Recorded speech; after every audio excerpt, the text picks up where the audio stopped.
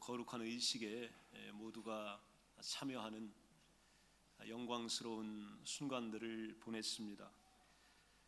성찬식은 예수님께서 직접 제정하신 특별한 식사를 말씀합니다.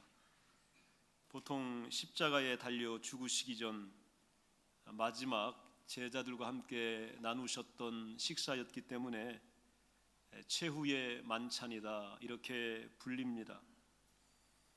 제자들을 한 상에 모아놓으시고 떡을 떼어 일일이 나누어 주시면서 뭐라고 하셨냐면 내 몸이다 이렇게 말씀하셨어요.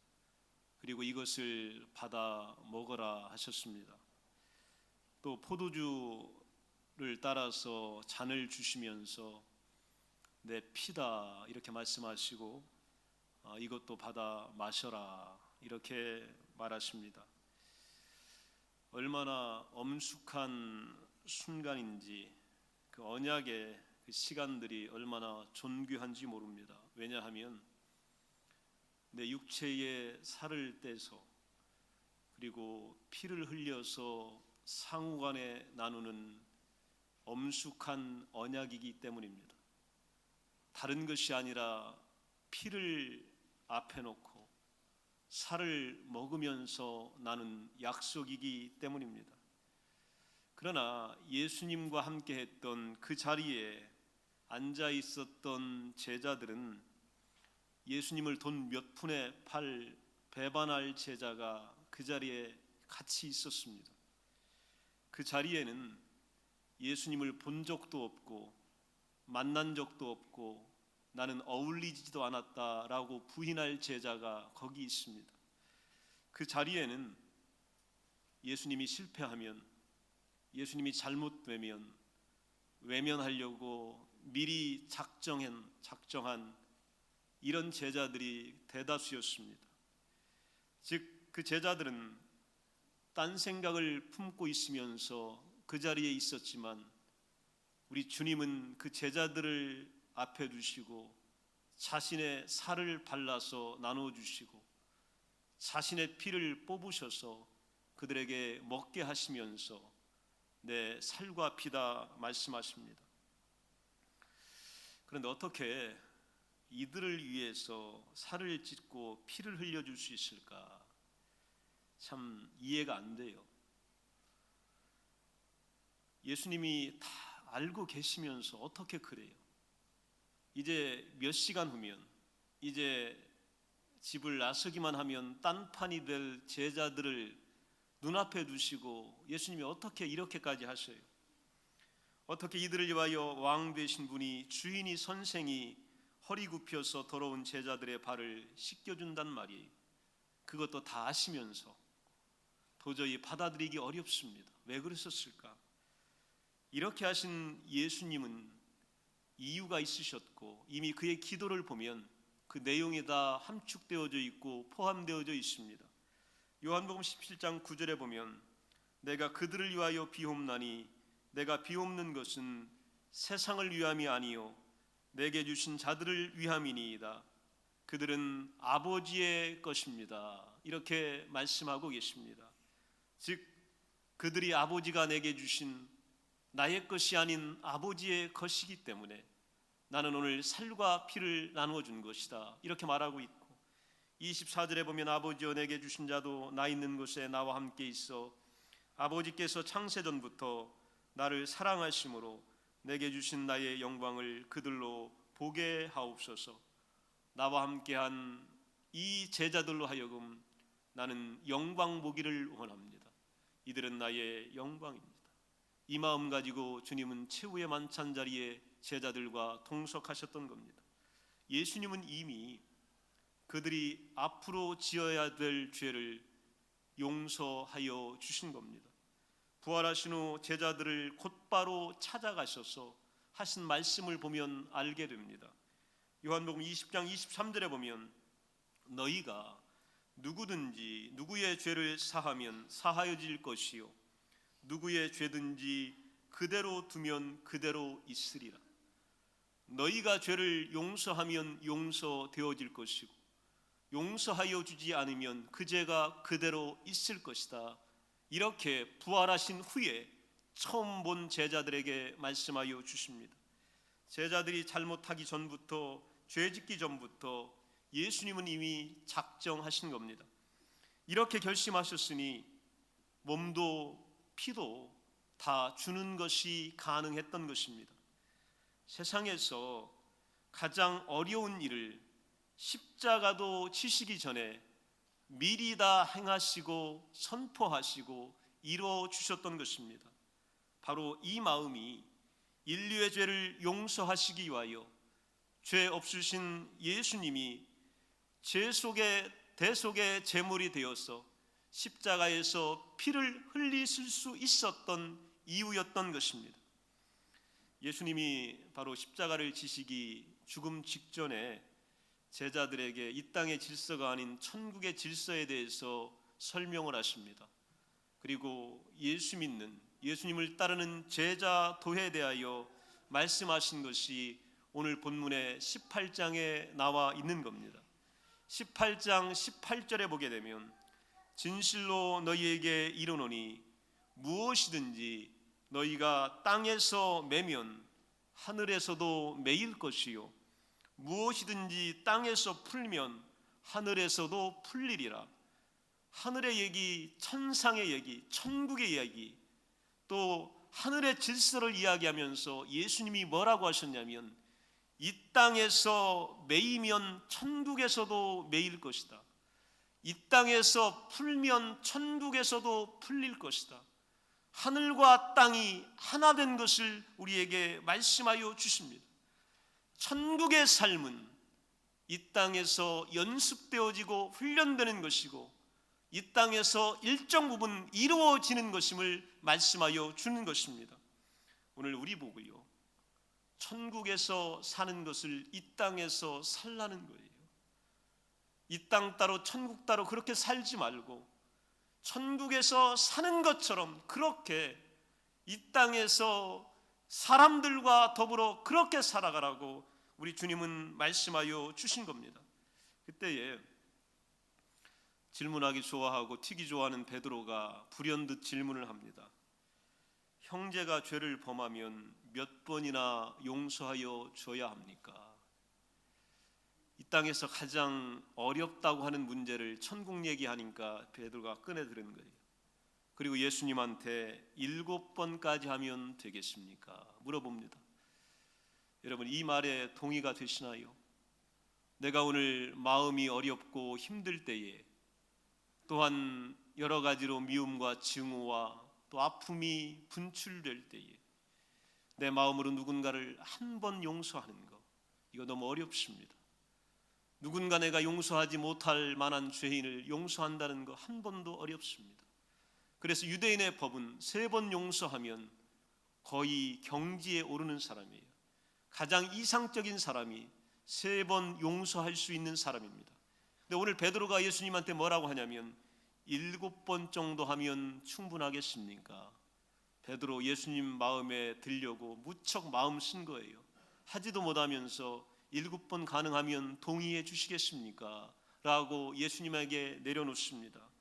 이때에 예수님께서 뭐라고 말씀하시냐면 18장 22절에 내게 이르노니 7번뿐 아니라 7번을 70번까지라도 할지니라. 7 곱하기 77이 아니라 예수님은 무한정의 용서를 말씀하여 주신 겁니다. 숫자로 셈으로 셀 수 없는 그 용서를 해야 된다. 이게 바로 용서다. 이렇게 말씀하고 있습니다.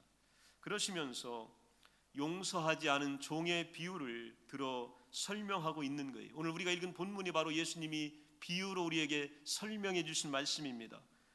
어떤 10,000달란트 빚진 자가 있었는데 이 빚진 자가 오늘 이 빚을 탕감받는 그런 순간입니다.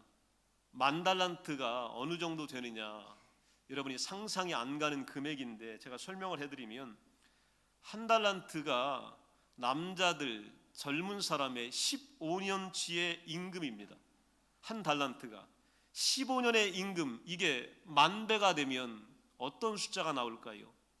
제가 아무리 계산하려고 해도 어느 정도인지 또 어느 정도의 금액을 이야기하는 건지 감이 잡히질 않아요. 천문학적 숫자입니다. 계산되지 않는 숫자예요. 이 금액을 빚진 자가 있었습니다. 여러분, 주님께서 우리에게 사명을 주실 때 뭐라고 하셨냐면 1달란트, 2달란트, 5달란트라고 말씀하셨어요. 1달란트가 아무것도 아닌 것 같아요. 시시해 보입니다. 적어도 5달란트는 돼야 된다고 생각해요.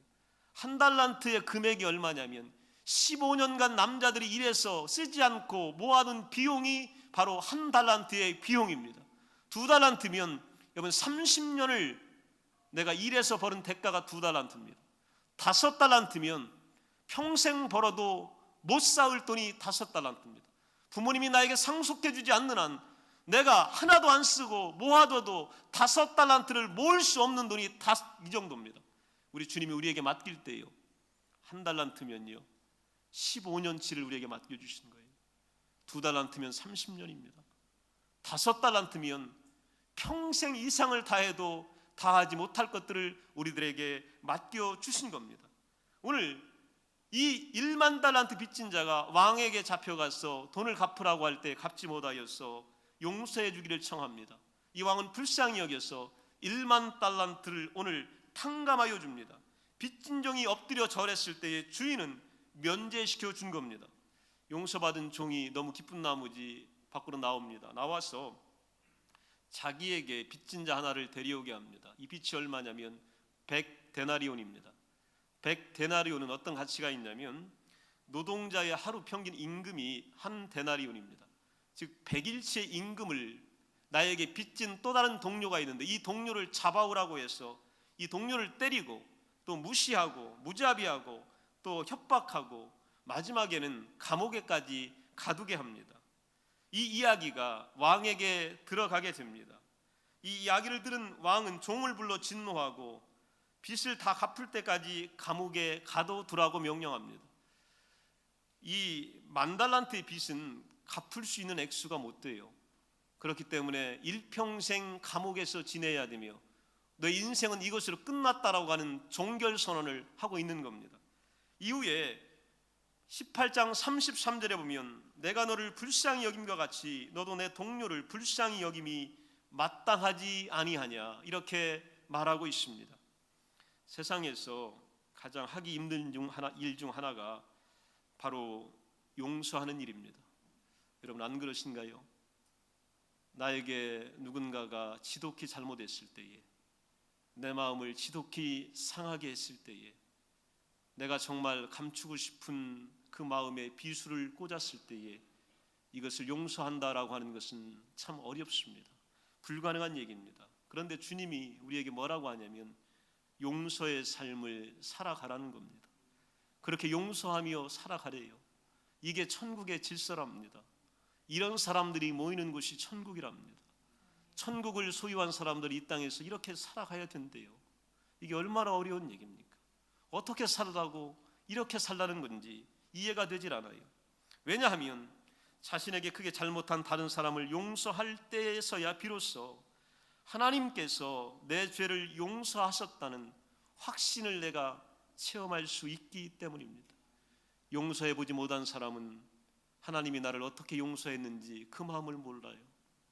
오늘 내가 너무 힘들어서 용서하지 못하는 것을 부둥켜 안고 울어본 사람만이 오늘 하나님이 나 때문에 얼마나 우셨는지, 예수님이 십자가에서 나 때문에 얼마나 힘들어 하셨는지 그 마음을 내가 그때 배우게 되는 거예요.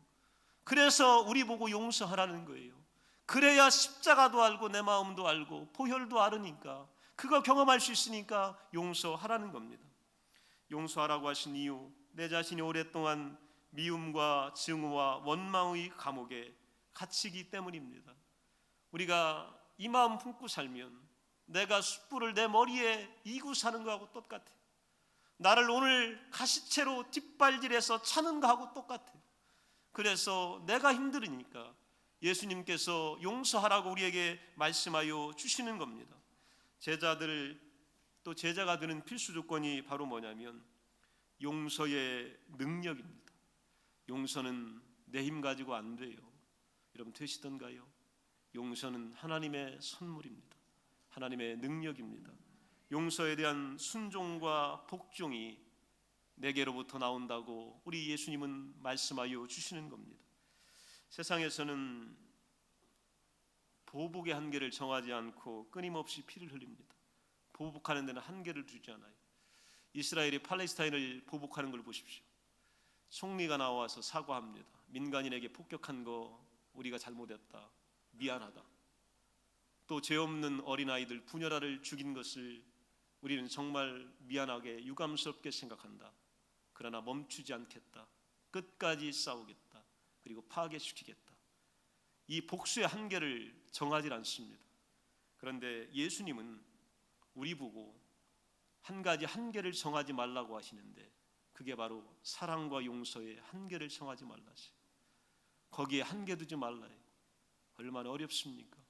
한계를 둬도 어려운데 한계 두지 말고 사랑하고, 한계 두지 말고 용서하라고 우리에게 말씀하고 계십니다. 과연 그렇게 끝없이 용서하며 살 수 있을까? 우리에게는 의문이 듭니다.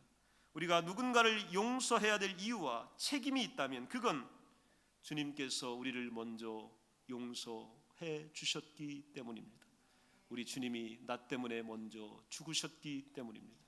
그분이 나 때문에 먼저 살을 갈기갈기 찢으셨기 때문입니다. 그분이 피를 토하셔서 피를 빼셔서 우리에게 마시라고 주셨기 때문입니다.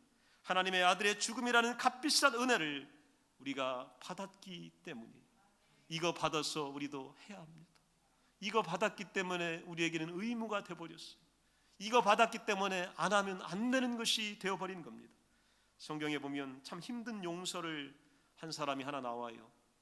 예수님의 모형이라고 하는 분이 나오는데 그분이 바로 요셉입니다.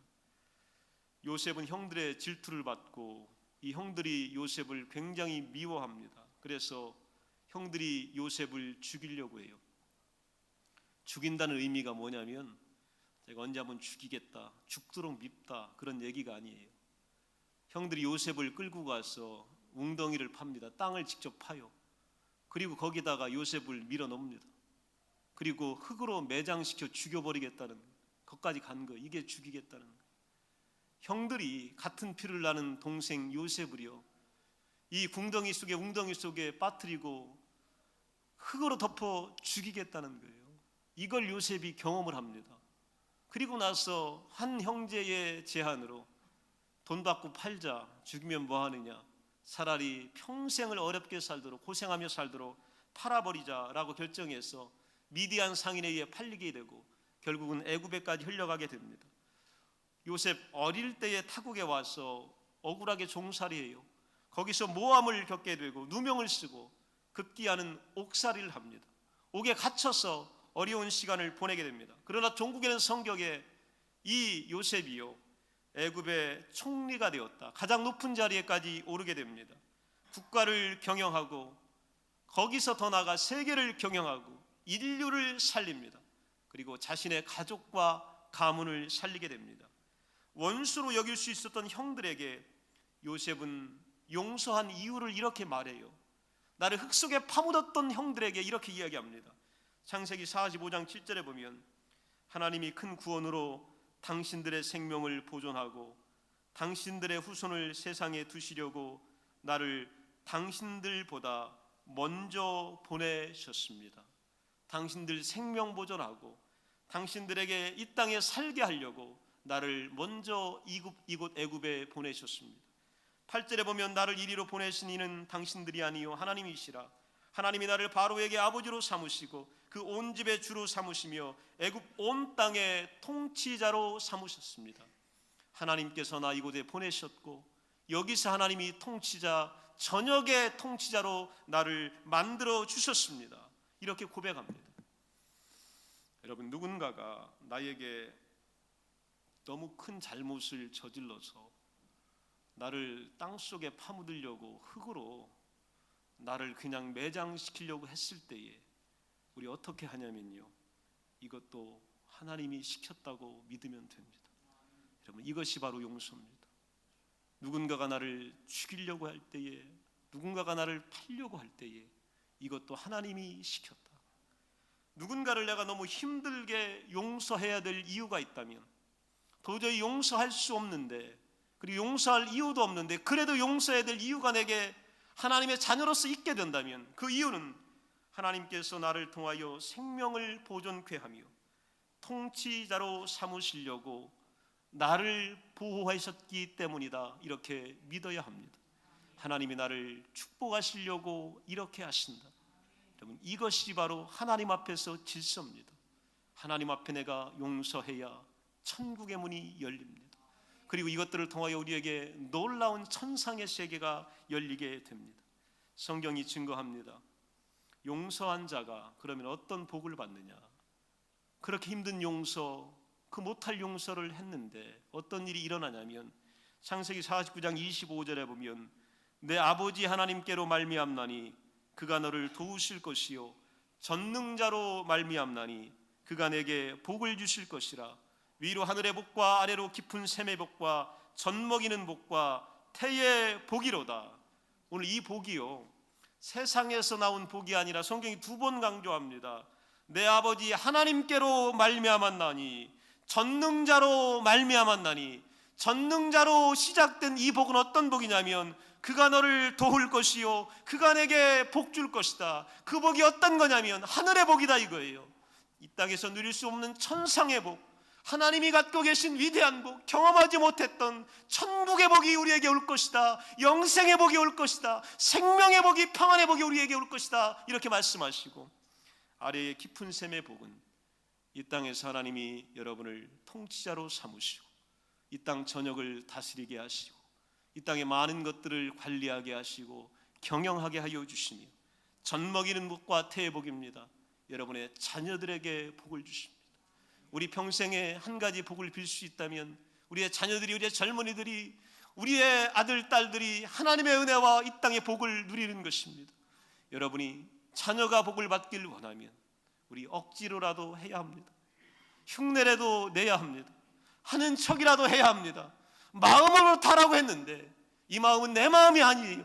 하나님이 주셔야 됩니다. 하나님이 주실 때까지 기다리면서 오늘 흉내내며 억지로라도 하며 오늘 하나님 앞에 복종하는 마음으로 하는 것, 이것이 바로 축복의 비결인 것을 말씀하여 줍니다. 50장 18절에 보면 그의 형들이 또 친히 와서 요셉의 앞에 엎드려 이르되 우리는 당신의 종들입니다, 이렇게 고백합니다.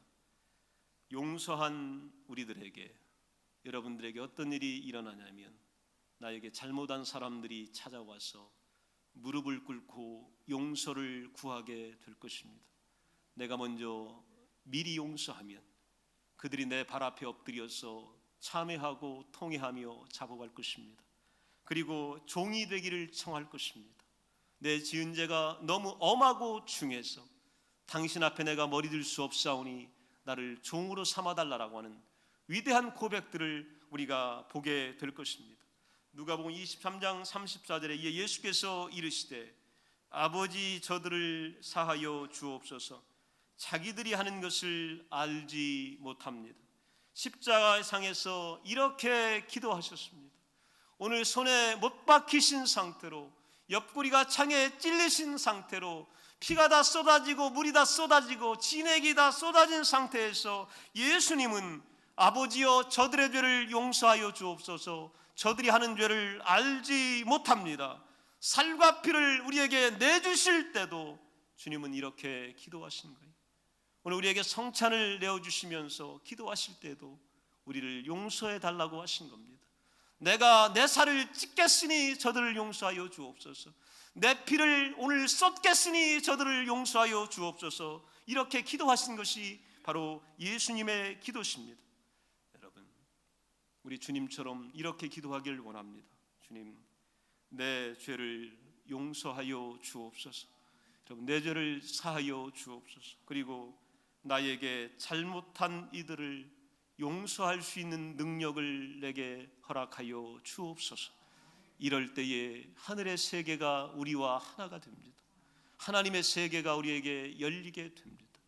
오늘 어렵고 가장 힘든 일이지만 우리 미리 용서하고 미리 작정하셔서 하나님의 은혜와 축복이 여러분뿐만이 아니고 여러분의 자손과 여러분의 후손들에게 영원토록 열매 맺혀지시기를 간절히 축원합니다. 다 같이 자리에서 일어나셔서 기도합니다.